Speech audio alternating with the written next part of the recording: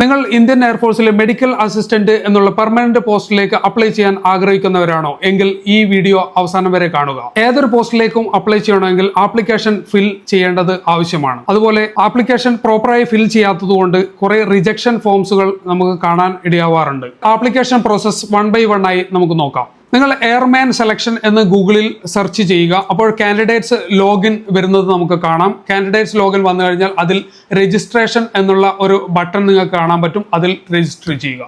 Register ചെയ്യുന്നതിന് മുന്നേ നിങ്ങൾക്ക് കുറച്ച് ഡൗട്ടുകൾ ഉണ്ടാവാം. ആ ഡൗട്ടുകൾ നമുക്കൊന്ന് 1 by 1 ആയി നോക്കാം. ആദ്യമായി +2 നിങ്ങൾ ബയോളജി വിഷയം എടുത്ത് പാസ്സായവരാണോ, അതിൽ 50% മാർക്ക് ഇംഗ്ലീഷിലും അഗ്രിഗേറ്റ് ആയി 50% മാർക്കുള്ളവരാണോ എങ്കിൽ മാത്രമേ നിങ്ങൾക്ക് ഈ പോസ്റ്റിലേക്ക് അപ്ലൈ ചെയ്യാൻ പറ്റുകയുള്ളൂ. രണ്ടാമത്തെ കാര്യം, XY ഗ്രൂപ്പിലുള്ളവർക്ക് അല്ലെങ്കിൽ XY ഗ്രൂപ്പിൽ അപ്ലൈ ചെയ്യുന്നവർക്ക് മെഡിക്കൽ അസിസ്റ്റന്റിലേക്ക് കൂടി അപ്ലൈ ചെയ്യാൻ പറ്റുമോ എന്നുള്ള ഒരു സംശയം നിങ്ങൾക്ക് വന്നിരിക്കാം. നമുക്ക് ചെയ്യാൻ പറ്റും. XY ഗ്രൂപ്പിലേക്കും അപ്ലൈ ചെയ്യാൻ പറ്റും. നമുക്ക് പെർമനന്റ് പോസ്റ്റായ മെഡിക്കൽ അസിസ്റ്റന്റിലേക്കും അപ്ലൈ ചെയ്യാൻ പറ്റും. പക്ഷെ അതിൽ നിങ്ങൾക്ക് physics, chemistry, biology and mathematics subject നിങ്ങൾ എടുത്തിരിക്കണം. എന്നാൽ മാത്രമേ ഇത് ചെയ്യാൻ പറ്റുകയുള്ളൂ. മൂന്നാമത്തെ സംശയം എന്നുള്ളത്, നമുക്ക് ഇതിൽ ഡൊമസൈൽ സർട്ടിഫിക്കറ്റ് ആവശ്യമുണ്ടോ എന്നുള്ളതാണ്. ഇതിന് പെർമനന്റ് പോസ്റ്റായ മെഡിക്കൽ അസിസ്റ്റന്റിലേക്ക് അപ്ലൈ ചെയ്യണമെങ്കിൽ ഡൊമസൈൽ സർട്ടിഫിക്കറ്റിന്റെ യാതൊരു ആവശ്യമില്ല. എന്തുകൊണ്ടെന്നാൽ അത് സ്റ്റേറ്റ് വൈസ് കട്ട് ഓഫ് ആയിട്ടല്ല മാറുന്നത്, അത് സെൻട്രലി കട്ട് ഓഫ് ആയിട്ടാണ്. മൂന്നാമത്തെ കാര്യമാണ് നമുക്ക് ഫോട്ടോയുമായി ബന്ധപ്പെട്ടുള്ള കാര്യം. ഫോട്ടോ എന്നുള്ളത് നമ്മൾ സ്ലേറ്റ് പിടിച്ചുകൊണ്ടുള്ള ഒരു ഫോട്ടോ ആണ് അതിൽ ആഡ് ചെയ്യിക്കേണ്ടത്. അതിൽ നമ്മുടെ പേരും വേണം, DOP എന്ന ഡേറ്റ് ഓഫ് ഫോട്ടോ അതുകൂടി അതിൽ മെൻഷൻ ചെയ്തിരിക്കണം. രജിസ്റ്റർ എന്നുള്ള ബട്ടൺ നമുക്ക് കണ്ടു കഴിഞ്ഞാൽ അതിൽ ക്ലിക്ക് ചെയ്ത് കഴിഞ്ഞാൽ എയർമാൻ ഇൻടേക്ക് 2/2026 എന്ന് നമുക്ക് കാണാം. അതിൽ പറഞ്ഞിരിക്കുന്ന ഇൻഫർമേഷൻ നമുക്ക് അതിൽ ആഡ് ചെയ്യാൻ പറ്റും. അതായത് നമ്മുടെ പേര്, ഇമെയിൽ ID, മൊബൈൽ നമ്പർ.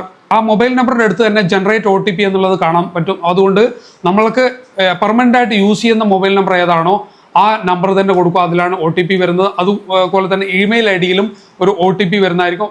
അതുകൊണ്ട് ആ ഇമെയിൽ ID നമുക്ക് എപ്പോഴും ഓർമ്മിച്ച് വെക്കേണ്ട കാര്യമാണ്. വേറെ അതിന്റെ അവസാനമായി കാണുന്ന ഒരു കാര്യമാണ്, അതിൽ ക്വസ്റ്റ്യൻ ആണ് കാണുന്നത്, where did you get information about Indian air force എന്നുള്ളത്. അത് നിങ്ങൾക്ക് കുറെ ഓപ്ഷൻസ് കൊടുത്തിട്ടുണ്ടാവും. അത് നിങ്ങൾക്ക് വേണമെങ്കിൽ സോഷ്യൽ മീഡിയ വഴി, അല്ലെങ്കിൽ വെബ്സൈറ്റ് വഴി, അല്ലെങ്കിൽ വേറെ ഏതെങ്കിലും വെബ്സൈറ്റ് വഴി, അല്ലെങ്കിൽ ഡ്രോൺ അക്കാഡമി വഴി, അങ്ങനെയുള്ള ഇൻസ്റ്റിറ്റ്യൂട്ടുകൾ വഴി, അല്ലെങ്കിൽ ന്യൂസ് പേപ്പർ വഴി, അങ്ങനെയുള്ള നിങ്ങൾക്ക് ഏതെങ്കിലും ഓപ്ഷൻസ് കൊടുത്തു കഴിഞ്ഞാൽ അത് ഓക്കെ ആയിട്ട് മുന്നോട്ട് പോകുന്നതായിരിക്കും. അത് കഴിഞ്ഞാൽ അവസാനമായിട്ട് കാണുന്നത് അത് എൻ്റർ ക്യാപ്ച എന്നുള്ളതാണ്. ആ ക്യാപ്ച നമ്മൾ എൻ്റർ ചെയ്ത് കഴിഞ്ഞാൽ ക്ലിക്ക് രജിസ്റ്റർ എന്നുള്ള ക്ലിക്ക് ചെയ്ത് കഴിഞ്ഞാൽ സക്സസ്ഫുള്ളി രജിസ്റ്റേർഡ് എന്ന് നമുക്ക് കാണാൻ പറ്റും. അതിൽ നിന്ന് ക്ലിക്ക് ഓക്കെ അടിച്ചു കഴിഞ്ഞാൽ അപ്പോൾ തന്നെ നിങ്ങൾക്ക് ഒരു ഇമെയിൽ ഐഡിയിൽ നിങ്ങളുടെ ലോഗിൻ ഐഡിയും പാസ്വേഡും വന്നത് കാണാം. അവിടെ എൻ്റർ ചെയ്ത് കഴിഞ്ഞാൽ ആ ലോഗിൻ ഐഡിയും പാസ്വേഡും എൻ്റർ ചെയ്തതിന് ശേഷം ക്ലിക്ക് ചെയ്ത് കഴിഞ്ഞാൽ ലോഗിൻ എന്നുള്ള ഓപ്ഷൻസ് നമുക്ക് കാണാൻ പറ്റും. അവിടെ നിന്ന് പാസ്വേഡ് റീസെറ്റ് എന്നുള്ളത് കൂടി നമുക്ക് കാണാൻ പറ്റും. പാസ്വേഡ് നമ്മൾ റീസെറ്റ് ചെയ്യണം. അതായത് പാസ്വേഡ് 8 characters to 16 charactersൻ്റെയാണ് പാസ്വേഡ് വേണ്ടത്. അതിൽ upper case, lower case and ബാക്കി ക്യാരക്ടേഴ്സും കൂടി അതിൽ ഇൻക്ലൂഡ് ചെയ്തുകൊണ്ട് ഒരു എക്സലന്റ് പാസ്വേഡ് നിങ്ങൾ സൃഷ്ടിക്കുക. ആ പാസ്വേഡ് നിങ്ങൾ ലോഗിൻ ഐഡിയുടെ കൂടെ പാസ്വേഡ് പ്രോപ്പറായിട്ട് എഴുതി വെക്കുക. അത് കളയാൻ പാടില്ല. അതിലാണ് നിങ്ങളുടെ ഹാൾ ടിക്കറ്റ്, അഡ്മിഷൻ ടിക്കറ്റ്സ് വരെ വരുന്നത്. ഇതുമായിട്ട് ബന്ധപ്പെട്ട് കാണാൻ കഴിയുന്ന ഒരു കാര്യമാണ്, ഒരുപാട് കുട്ടികൾ മറന്നു കഴിഞ്ഞതിന് ശേഷം ഇതിന്റെ പാസ്വേഡ് ഓർമ്മയില്ല, അല്ലെങ്കിൽ ഇമെയിൽ ID ഓർമ്മയില്ല, അല്ലെങ്കിൽ ഇമെയിൽ ID ഞാൻ ഉപയോഗിച്ചത് അത് മാറിപ്പോയി എന്നുള്ള കാര്യങ്ങളൊക്കെ കാണാം. നമ്മുടെ കുറേ കംപ്ലയൻസുകൾ ഇവിടെ കാണാറുണ്ട്. അത് നമുക്ക് പരിഹരിക്കാൻ ഭയങ്കര ബുദ്ധിമുട്ടായിരിക്കും. അതുകൊണ്ട് പ്രോപ്പറായിട്ട് നിങ്ങൾ എപ്പോഴും എഴുതി വെക്കുക. അത് ഇമെയിൽ ID ആയാലും നമ്മുടെ ലോഗിൻ ID ആയാലും പാസ്വേഡ്. നമ്മൾ ഓക്കെ എന്നുള്ളത് സക്സസ്ഫുള്ളി ഇതായി കഴിഞ്ഞാൽ നമുക്ക് ഓക്കെ എന്നുള്ള ഓപ്ഷൻസ് കാണാം. ആ ഓക്കെ ക്ലിക്ക് ചെയ്ത് കഴിഞ്ഞാൽ നമുക്ക് കുറേ ഇൻസ്ട്രക്ഷൻസ് വായിക്കാൻ കഴിയും.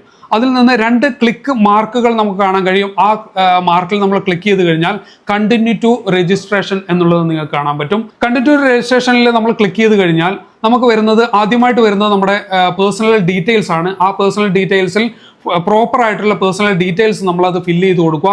നിങ്ങൾ ഓർമ്മിക്കേണ്ട ഒരു കാര്യം, പേഴ്സണൽ ഡീറ്റെയിൽസ് എപ്പോഴും ഫില്ല് ചെയ്യുമ്പോഴും നമ്മൾ 10ാം ക്ലാസ്സിന്റെ മാർക്ക് ലിസ്റ്റിൽ എന്താണോ എൻട്രി ചെയ്തിരിക്കുന്നത് അത് തന്നെ എൻട്രി ചെയ്യണം. നമ്മൾ പേഴ്സണൽ ഡീറ്റെയിൽസ് എൻട്രി ചെയ്ത് കഴിഞ്ഞാൽ സേവ് ആൻഡ് കണ്ടിന്യൂ എന്നുള്ള ഓപ്ഷൻസ് നമുക്ക് കാണാൻ കഴിയും.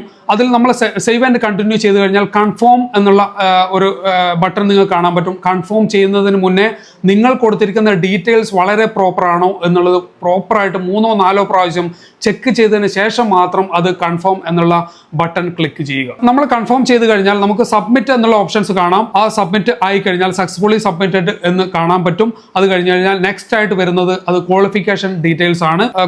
നമ്മുടെ ക്വാളിഫിക്കേഷൻ ഡീറ്റെയിൽസ്, അതായത് 10ാം ക്ലാസ്സിന്റെയും +2ന്റെയും ഡീറ്റെയിൽസുകൾ നമ്മൾ അതിൽ എൻ്റർ ചെയ്ത് കഴിഞ്ഞാൽ സേവ് ആൻഡ് കണ്ടിന്യൂ എന്നുള്ള ഓപ്ഷൻസ് നിങ്ങൾക്ക് കാണാൻ കഴിയുന്നുണ്ട്. അതിലൊരു കാര്യം നിങ്ങൾക്ക് കാണാൻ കഴിയുന്നുണ്ടാവും, +2 പാസ്സായവരാണോ എങ്കിൽ അതിൽ physics, chemistry, biology and English അത് 50% മാർക്കോട് കൂടി, ഇംഗ്ലീഷിൽ 50% മാർക്കോട് കൂടി ആണോ എന്നുള്ളത് നിങ്ങൾക്ക് അവിടെ കാണാൻ കഴിയുന്നുണ്ടാവും. അതിൽ എസ് എന്നുള്ള ഓപ്ഷൻസ് കൊടുക്കുക. എസ് ക്ലിക്ക് ചെയ്തതിന് ശേഷം സേവ് കൊടുക്കുക.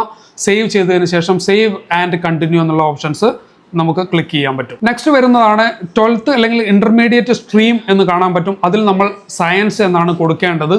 അത് എൻ്റർ ചെയ്ത് കഴിഞ്ഞാൽ നമുക്ക് കാറ്റഗറി അപ്ലൈ ഫോർ എന്നുള്ളത് കാണാം. ഇവിടെയാണ് ഏറ്റവും പ്രധാനമായി നിങ്ങൾ ഇമ്പോർട്ടൻ്റ് ആയിട്ടുള്ള കാര്യം കാണുന്നത്.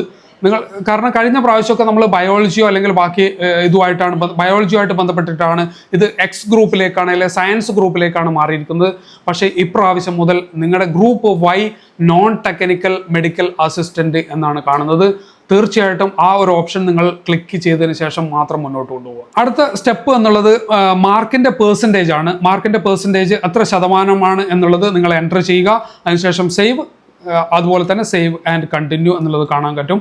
അതിൽ നിന്ന് ആ സേവ് ആൻഡ് കണ്ടിന്യൂ ചെയ്തതിന് ശേഷം നമ്മുടെ മാർക്സ് 1 by 1 ആയിട്ട് ആഡ് ചെയ്യുക. അത് പ്രോപ്പറായിട്ട് ആഡ് ചെയ്യുക, കാരണം വെരിഫൈ ചെയ്യുന്നതാണ്. അതുകൊണ്ട് പ്രോപ്പർ ആഡ് ചെയ്തതിന് ശേഷം മാത്രം സേവ് എന്നുള്ള ഓപ്ഷൻസ് കൊടുക്കും. അത് കഴിഞ്ഞതിന് ശേഷം നിങ്ങൾക്ക് കാണാൻ പറ്റും അപ്ലോഡ് എഡ്യൂക്കേഷണൽ മാർക്ക് ലിസ്റ്റ് എന്നുള്ളത്. 10ാം ക്ലാസ്സിന്റെ ഒറിജിനൽ മാർക്ക് ലിസ്റ്റ് നമ്മൾ ആഡ് ചെയ്തതിന് ശേഷം +2വിന്റെ ഒറിജിനൽ മാർക്ക് ലിസ്റ്റും കൂടി ആഡ് ചെയ്യാൻ വേണ്ടി പറയുന്നുണ്ടാവും. അപ്പോൾ അത് നിങ്ങൾ ശ്രദ്ധിക്കേണ്ട ഒരു കാര്യം, ചില കുട്ടികൾക്ക് ഇപ്പോൾ +2വിന്റെ മാർക്ക് ലിസ്റ്റ് കിട്ടിയിട്ടില്ല എന്ന് വരാം. ഒറിജിനൽ മാർക്ക് ലിസ്റ്റ് നമ്മുടെ കയ്യിലില്ലാത്ത കുട്ടികളാണെങ്കിൽ വളരെ ശ്രദ്ധിക്കുക. നിങ്ങൾ നെറ്റിൽ നിന്ന് ഡൗൺലോഡ് ചെയ്ത ആ ഒരു മാർക്ക് ലിസ്റ്റ് ഇതിലേക്ക് അപ്ലോഡ് ചെയ്യാൻ പാടില്ല. അതിന് പകരം ഡിജി ലോക്കറിൽ നിങ്ങൾ അത് എൻട്രി ചെയ്യുക. നിങ്ങളുടെ കോഡ് എൻട്രി ചെയ്ത് കഴിഞ്ഞതിന് ശേഷം ഡിജി ലോക്കറിൽ നിന്ന് നമുക്ക് ഡൗൺലോഡ് ചെയ്ത് എടുക്കാവുന്നതാണ്. അത് നമുക്ക് ആസ് ഡിക്റ്റോ അതിലേക്ക് അപ്ലോഡ് ചെയ്യാൻ പറ്റും. നെക്സ്റ്റ് വരുന്നതാണ് അഡീഷണൽ ഡീറ്റെയിൽസ്. അത് ഫുള്ളായിട്ട് നമ്മൾ കൊടുക്കുക, പ്രോപ്പറായിട്ട് കൊടുക്കുക. ചില കുട്ടികൾ കാണാറുണ്ട് ഹൈറ്റിന് പകരം ചെസ്റ്റിലേക്ക് ഹൈറ്റ് എത്രയാണോ എന്നുള്ളത് ചെസ്റ്റിന്റെ ഇതിൽ എൻട്രി ചെയ്യുന്ന കാണാം. അങ്ങനെ ചെയ്യാൻ പാടില്ല. നമ്മൾ പ്രോപ്പറായിട്ട് ചെയ്ത് കൊടുക്കുക. ഹൈറ്റ്, വെയിറ്റ്, ചെസ്റ്റ് അതുപോലെയുള്ള കാര്യങ്ങൾ അതിൽ എൻട്രി ചെയ്യുക. അതിനുശേഷം സേവ് ആൻഡ് കണ്ടിന്യൂ. നെക്സ്റ്റ് വരുന്നതാണ് നമ്മുടെ ഫോട്ടോസ് ആൻഡ് സിഗ്നേച്ചേഴ്സ് അപ്ലോഡ് ചെയ്യുന്ന കാര്യം. നമ്മുടെ ഫോട്ടോ അത് ഞാൻ നേരത്തെ പറഞ്ഞതുപോലെ ആ ഫോട്ടോസ് നമ്മൾ അപ്ലോഡ് ചെയ്യുക. അതിൻ്റെ കൂടെ സിഗ്നേച്ചർ ബ്ലോക്കും നമ്മൾ അപ്ലോഡ് ചെയ്യേണ്ടതാണ്. അതായത് 18 വയസ്സിന് താഴെയുള്ള കുട്ടികളാണെങ്കിൽ അത് പാരന്റ്സിന്റെ ഫോട്ടോ കൂടി അതിലേക്ക് അപ്ലോഡ് ചെയ്യാൻ വേണ്ടിയിട്ട് പറയുന്നുണ്ടായിരിക്കും. നെക്സ്റ്റ് വരുന്നത് ലൈവ് ഫോട്ടോ ക്യാപ്ചർ എന്ന് കാണാൻ പറ്റും. അതിലേക്ക് ലൈവ് ഫോട്ടോസ് ക്യാപ്ചർ ചെയ്ത് കൊടുക്കുക. അതിനുശേഷം സേവ് ആൻഡ് കണ്ടിന്യൂ കൊടുക്കുക. ഇനി വരുന്നതാണ് വളരെ ഇമ്പോർട്ടൻ്റ് ആയിട്ടുള്ള കാര്യം, എക്സാം സിറ്റി അല്ലെങ്കിൽ പ്രിഫറൻസസ് ഫോർ phase 1 എന്ന് നമുക്ക് കാണാൻ പറ്റും.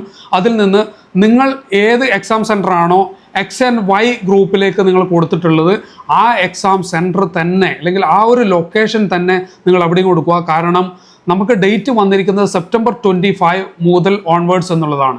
ചിലപ്പോൾ നമുക്ക് മെഡിക്കൽ അസിസ്റ്റൻറ്റിന് നമ്മൾ കൊടുത്തു കഴിഞ്ഞാൽ X and Yക്ക് നമ്മൾ അപ്ലൈ ചെയ്തിട്ടുണ്ട്, മെഡിക്കൽ അസിസ്റ്റൻറ്റിനും അപ്ലൈ ചെയ്തിട്ടുണ്ടെങ്കിൽ നമ്മൾ X and Yയുടെ എക്സാം 25-നാണെങ്കിൽ ചിലപ്പോൾ 26-നായിരിക്കും നമ്മുടെ നെക്സ്റ്റ് മെഡിക്കൽ അസിസ്റ്റൻ്റ് എക്സാം ഉണ്ടാകുമ്പോൾ നമുക്ക് എക്സാം സെൻറ്ററിൽ നിന്ന് കുറേ ദൂരെയുള്ള എക്സാം സെൻറ്റർ കൊടുക്കുകയാണെങ്കിൽ എന്താ ഉണ്ടാകുന്നത്, നമുക്ക് അവിടെ എത്താനുള്ള ട്രാവലിങ്ങിൻ്റെ പ്രശ്നങ്ങൾ നമുക്ക് അഭിമുഖീകരിക്കേണ്ടി വരും. അതുകൊണ്ട് നമ്മളത് തീർച്ചയായിട്ടും നോക്കിയിട്ട് വേണം കൊടുക്കാൻ വേണ്ടി. നെക്സ്റ്റ് ബാക്കി നിങ്ങൾ X and Y ഗ്രൂപ്പിന് അപ്ലൈ ചെയ്തിട്ടുണ്ടാണെങ്കിൽ നിങ്ങൾക്ക് കാണാൻ പറ്റാത്ത ഒരു കാര്യമാണ് ഇതിൽ phase 2ൻ്റെ exam city and preferences for phase 2 എന്ന് കാണാം. phase 2ൻ്റെ എന്തൊക്കെയാണോ ഡീറ്റെയിൽസ് എക്സാം സെൻറ്റേഴ്സുമായിട്ട് ബന്ധപ്പെട്ട് വരുന്നത് അത് നമ്മൾ പ്രോപ്പറായിട്ട് കൊടുക്കുക. അതൊക്കെ കഴിഞ്ഞു കഴിഞ്ഞാൽ നമുക്ക് ഡ്രാഫ്റ്റ് പ്രിവ്യൂ എന്നുള്ള ഓപ്ഷൻസ് കാണാൻ പറ്റും. ഡ്രാഫ്റ്റ് പ്രിവ്യൂ നമ്മൾ ചെക്ക് ചെയ്യുക. അതിനുശേഷം ഒരു പ്രിൻ്റ് ഔട്ട് മസ്റ്റ് ആയിട്ട് നമ്മൾ എടുത്തിട്ട് ഡ്രാഫ്റ്റ് പ്രിവ്യൂവിൻ്റെ അടുത്ത് വെക്കുക. അവസാനമായി വരുന്നതാണ് നമ്മുടെ പേയ്മെന്റ് ഡീറ്റെയിൽസ്. ആ പേയ്മെന്റ് ഡീറ്റെയിൽസ് വരുമ്പോൾ നമുക്ക് പേ എന്നുള്ള ഓപ്ഷൻസ് കാണാം. അതിൽ നിങ്ങൾക്ക് കാണാൻ പറ്റും 649 പേ 649 എന്നുള്ളത്. അതായത് 550 രൂപയാണ് ഇതിന്റെ ഫീസ് ഈടാക്കുന്നത് പ്ലസ് GST. ഏതിന്റെയും GST ഉണ്ടാവും. അതുകൊണ്ട് ഇതിന്റെയും 18% GST എന്നുള്ള രീതിയിലാണ്. അതുകൊണ്ടാണ് 649 എന്ന് കാണാൻ പറ്റുന്നത്. അത് നമ്മൾ പേ ചെയ്ത് കഴിഞ്ഞാൽ നമ്മുടെ സക്സസ്ഫുള്ളി സബ്മിറ്റഡ് ആപ്ലിക്കേഷൻ എന്ന് കാണാൻ പറ്റും. അതായത് നിങ്ങളുടെ ആപ്ലിക്കേഷൻസ് ഫുള്ളായിട്ട് സബ്മിറ്റ് ആയി എന്നുള്ളതാണ് അർത്ഥം. ഇതോടെ ആപ്ലിക്കേഷൻസ് ഫോം സബ്മിറ്റ് ആയി. പക്ഷേ ഏറ്റവും ഇമ്പോർട്ടൻ്റ് ആയിട്ടുള്ള കാര്യം എങ്ങനെ എക്സാം ക്വാളിഫൈ ചെയ്യാം എന്നുള്ളതാണ്. നമ്മൾ സിലബസ് എടുത്ത് നോക്കിക്കഴിഞ്ഞാൽ സിലബസ് വൈസ് വെച്ചുകൊണ്ട് ഓരോന്നും മുന്നോട്ട് കൊണ്ടുപോവുകയാണെങ്കിൽ നമുക്ക് വളരെ ബുദ്ധിമുട്ടായിരിക്കും. കാരണം വളരെ ചെറിയ ടൈം കൊണ്ടാണ് നമ്മൾ എക്സാം എഴുതാൻ പോകുന്നത്. പ്രോപ്പർ ഗൈഡൻസ് ഉണ്ടെങ്കിൽ മാത്രമേ ഈ ഒരു ചെറിയ കാലാവധിക്കുള്ളിൽ നമുക്ക് എയർഫോഴ്സിലേക്ക് കയറണമെങ്കിൽ സാധിക്കുകയുള്ളൂ. അതുകൊണ്ട് ഡ്രോൺ അക്കാഡമിയിൽ ഇതിൻ്റെ ക്ലാസ്സസ് ആരംഭിച്ചിരിക്കുകയാണ്. താല്പര്യമുള്ളവർ കോൺടാക്ട് ചെയ്യുക.